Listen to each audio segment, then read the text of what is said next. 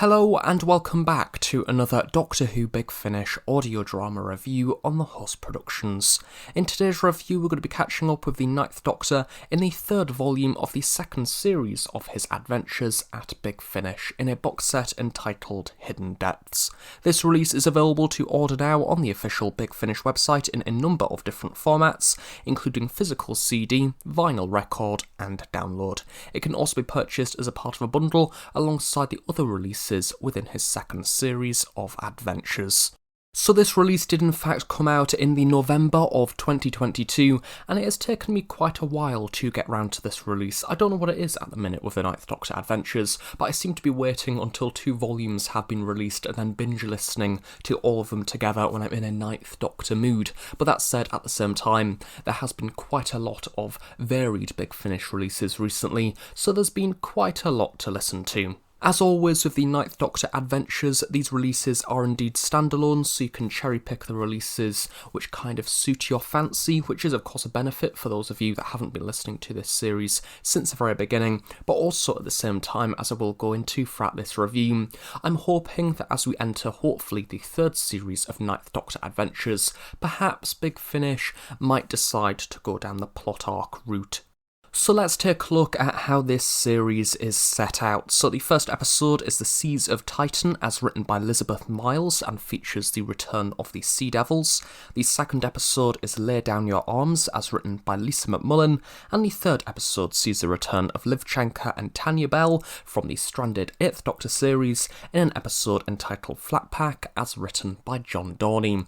So this box set actually has quite a lot going for it. Sea Devils, Liv Chenka, Tanya, the Ninth Doctor, although it's a box set that I don't think I've heard many people talk about, which is a little bit unusual. The Seas of Titan by Elizabeth Miles opens this third volume of the Ninth Doctor stories, and I was really pleasantly surprised.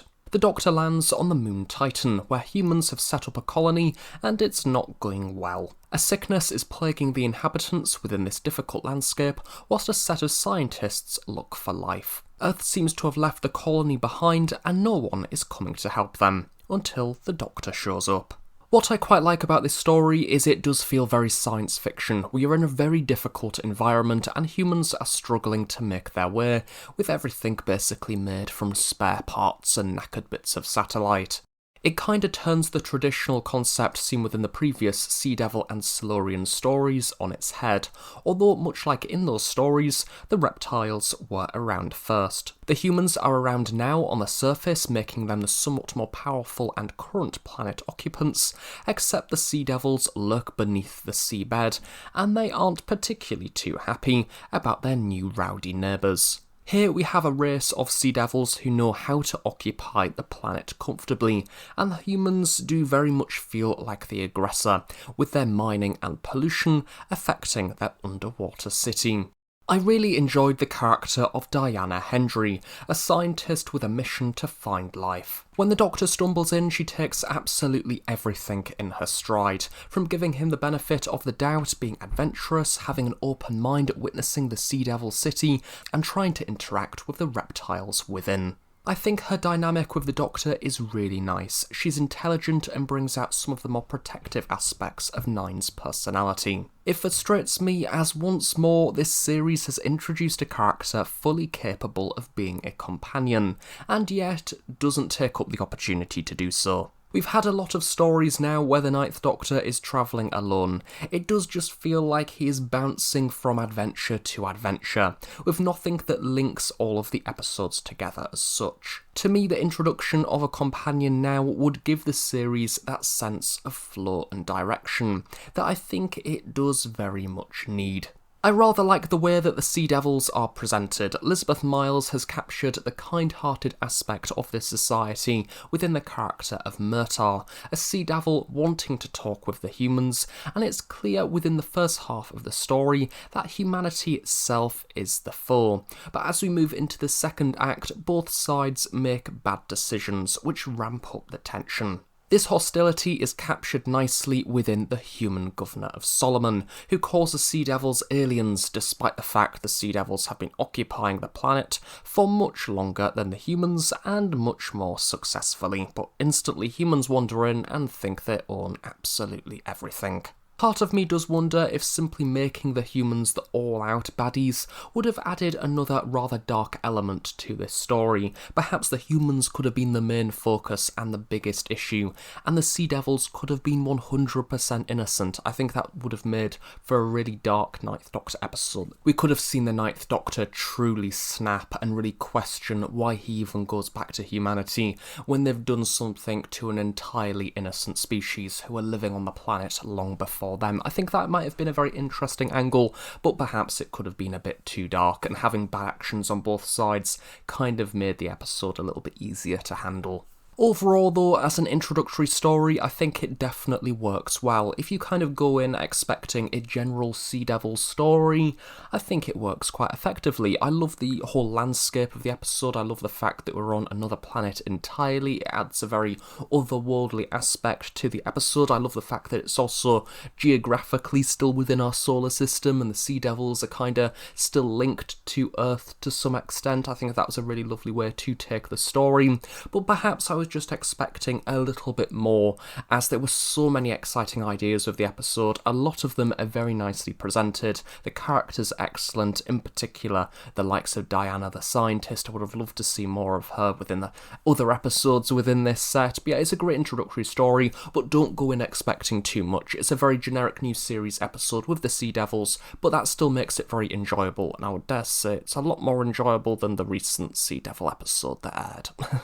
Lay Down Your Arms is the second story of the set, written by the superb Lisa McMullen. She's previously written The Great Girl Deconstructed from Series 1, Volume 2, and I know a lot of people, including myself, loved that story, so I was really happy to see her return. I'd go as far to say that her writing is probably one of the best things to happen to the Ninth Doctor so far at Big Finish. I think she understands Nine's little quips and humours in a way that perhaps other writers don't. There is little moments throughout this story that spark so much charm, awkwardness, but also lots of laughs, that I'd often associate with the Ninth Doctor that we get to see on screen within Series 1. I think perhaps some stories may lose that at times. As I've mentioned within previous Big Finish Ninth Doctor reviews, I do tend to separate the Ninth Doctor that we see on screen within Series 1 and the Big Finish Ninth Doctor, simply because of the way that Series 1 is constructed. It's kind of a thing in its own right, and as much as I love the Ninth Doctor, and I do still want to see more adventures with him, I think adding more stories to that and trying to fit them into the canon is simply just a little bit too time-consuming within the mind, so I just kind of create a separation between the Ninth Doctor on screen and audio in order to somewhat enjoy both iterations of this same incarnation. The Doctor is an acting music teacher at a holiday house determined to make matches for the rich within the early 1800s. Bertha has had multiple marriage proposals, but she simply wants to wait until the right time, sparking fury from her mother, who believes she is connected to the spirit of a woman who's called Dolores. It kinda reminds me of the match-up love season within the Netflix original series Bridgerton, in case you've watched that. Meets aliens, so it's Bridgerton plus aliens. And said aliens make everyone at the house angry and want to fight with each other. It's a humorous setting which really allows Christopher Eccleston to excel with his interactions of people, but also has a rather poignant commentary at its heart over war and who fights on our behalfs and representing our countries. I think it's stories the likes of this which really evoke a very passionate performance from Christopher Eccleston. The later half of this story explores the themes of war in more detail, with the introduction of the foe being the Trictokites, which are kinda these snake-like beings. They work quite well, using humanity to fight their own battles, although I think the actual theme and plot of the story is more interesting than the actual foe itself, which could perhaps be almost drowned out by everything else going on, so the creature is kind of secondary to the main adventure, which is a little bit odd. I suppose it's a double-edged compliment really. The plot captured my attention that much, I kind of overlooked the foe of the piece. I really appreciate that Lisa ends the main plot about 7-ish minutes before the actual end of the story. It allows the listener and the Doctor to check back in with Bertha 15 years after the events of the main story. It's a really lovely way to tie up the episode itself, and shows quite a genuine bond between the Doctor and Bertha. Kate Sessions is great as Bertha, headstrong and ready to take on the world, and dare I say it, another potential companion. The fact that she has that historical significance would also really add to that dynamic and make it more interesting. I don't know if it's just because I'm desperate to see 9 travel with someone, which makes me identify each and every character as a potential new companion, or the fact that they are genuinely rather well written, which makes me want to see more of them as characters beyond the story that they are set within.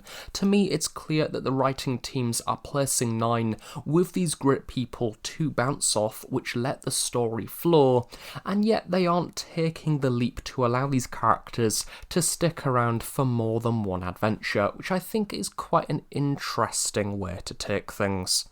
And again, this ties into what I was mentioning earlier, where I want to see more direction with the Ninth Doctor adventures. As much as I think these standalone stories are incredibly accessible, I want the Ninth Doctor series to start to feel like an event. As I mentioned at the start of this review, I've waited a number of months to review this box set after its initial release, and I've kind of bunked it together with the next volume in the series as well, simply for time saving, but also when I feel like I actually want to listen to some Ninth Doctor stories.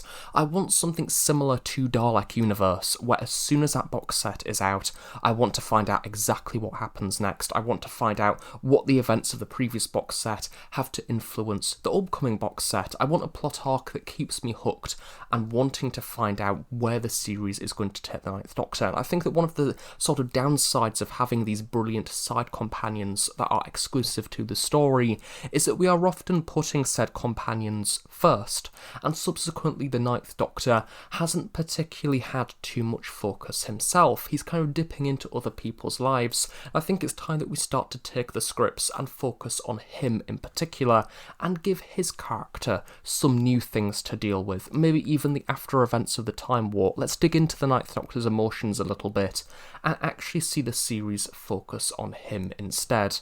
John Dorney concludes this volume of the Ninth Doctor adventures with Flat Pack, seeing the return of the Eighth Doctor's companions, Livchenko and Tanya Bell. First of all, it is really exciting seeing Livchenko in particular team up with the Ninth Doctor. It's something of which that I actually put on Twitter before the announcement of this box set and said it would be really great to see them together, and then it happened. Yay! It's also a brilliant novelty the fact that Livchenko is a Big Finish creation rather than a character that we've seen on TV. I've been writing this review as I've listened to the stories, and I think that Livchenko really hits the nail on the head towards the end of this story. She instantly recognises that something big has occurred within the Doctor's life, which has led him to travelling alone. But one day, when he is ready, he should find someone. And I don't know if this is meant to be foreshadowing Rose, but I just think it would be nice to get a friend for the Ninth Doctor.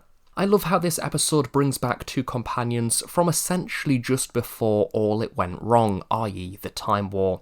The fact that these are also exclusive Big Finish companions rather than TV adds another element of excitement, showcasing that Big Finish Doctor Who is very much a thing in its own right.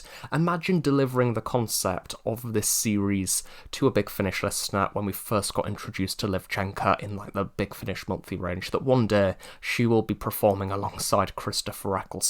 It's baffling, but I'm so glad it's happened. Liv and Tanya are on a shopping spree for flat pack furniture where they come across the Doctor, but this shop isn't any normal furniture shop. In fact, flat pack has been around for as long as people can remember. It's hugely popular, but also at the same time it's believed it only opened last week and is a brand new thing that people have never seen before. I love the bizarre and yet realistic environment this episode is set within, the way all the employees wear these masks to show that they are all the same, all a part of one very corporate but also very, very streamlined process of letting people wander around a shop and pick up the furniture that they like the look of. It's a very new series concept, but I think it works very well. The foe of the piece isn't exactly a big, shouty, evil, laughing, invading villain, which allows for a perfect amount of time to deliver the primary focus of the story, being the Doctor, Liv and Tanya. It's an intriguing mind mystery that I really enjoyed listening to unfold. Despite me previously saying that I want this series to have more direction, there is undeniably a big benefit to singular stories. It takes less commitment to listen to, and it's an easy format that you can dip in and out of, but also you can get a variety of stories, such as this one, which is very different from the rest of the episodes within this set. I just think perhaps those who listen to the Ninth Doctor series alongside other Big Finish series, rather topically the likes of Stranded, there is perhaps that expectation for more. So perhaps within the Ninth Doctor series, we don't want to see something as closely connected and intertwined as the likes of Dalek Universe, but more a series that has a plot arc that ties all of the episodes together, but there is episodes within that are pretty much standalone and don't overall contribute to the big plot arc of the series, in a way very much like Doctor Who Series 1 from 2005. Flat Pack is one of those episodes where the listener kinda knows more than the characters themselves, which I think is a little bit unusual to start with. It's very much waiting for that penny to drop, which I suppose was rather enjoyable. Christopher Eccleston also gets to flex his acting muscles with a very corporate, posh manager voice, which I thoroughly enjoyed, and it's nice to see that Christopher Eccleston, I believe, is getting more and more comfortable with his Big Finish outings. If I was to critique this story, I would say that I would have liked to see a little bit more of Tanya, simply because she is such an important part of the Stranded series, and I think that within this episode, both of the characters almost come as a little bit of a package. Or at least Liv Chenka gets a little bit more focus because I suppose she's been around longer with the Doctor, so they've kind of developed a closer bond. Perhaps maybe splitting up the characters for a scene or two as they try to find a way out of the shop would have been a nice way to take this story for a few scenes, allowing both Nine and Tanya to maybe split off alone and have a few reflective scenes between them, and then Liv can be off trying to find a way out as well, or something like that, just to see more interaction between Nine and Tanya together, because I think her dynamic with the Eighth Doctor was very interesting and they could bond in ways that perhaps other people couldn't. One final note for this story, and one of my favourite interactions, and again I think one of the benefits of having a companion which is technically in the canon of Doctor Who quite close to the Ninth Doctor, being just before the events of the Time War, is kind of that mourning and acknowledgement that the Eighth Doctor is no more, and Liv needing to come to the terms of the fact that a Doctor that, let's face it, she was very, very close to, is now no longer around, but also at the same time, due to the fact that he can time travel in space and time, he is also out there at the same time, meaning that she can never truly mourn, and I think that is a really, really lovely concept, and something of which that is probably one of the highlights of the story for me.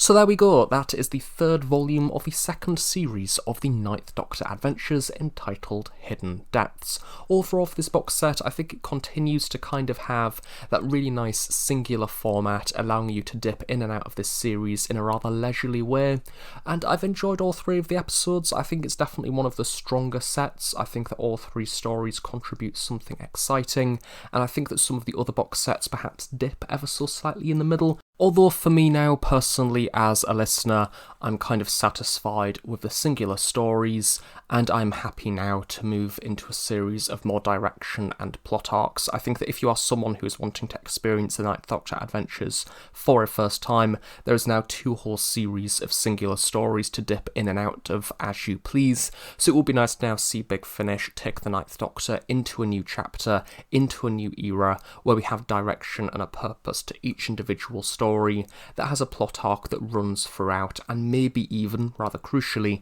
the introduction of a new companion, which then throws in new challenges for this Doctor, but also a little bit more focus on him as well. So thank you very much for watching this review. I really hope you have enjoyed it. Do of course stay tuned on The Host Productions for regular Doctor Who content, and one of the upcoming Big Finish reviews will of course be the next volume in the Ninth Doctor series. So thanks for watching, have a nice day, I shall see you all next time.